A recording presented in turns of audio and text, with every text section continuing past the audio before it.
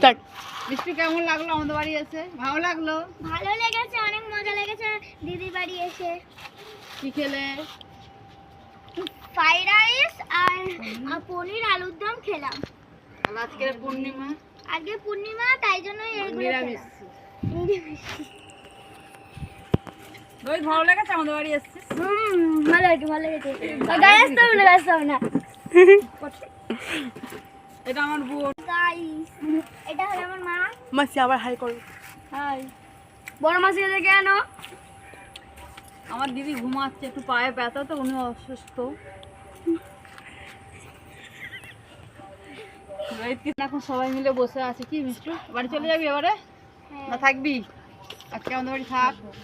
ঠিক আছে, থাকবো। স্প্রাইটটা খায় নাও। খা। একটু খাই। ওরা তো দিতে হবে না, আমি মিষ্টি খাবো। তুমি এবার খেতে দিস।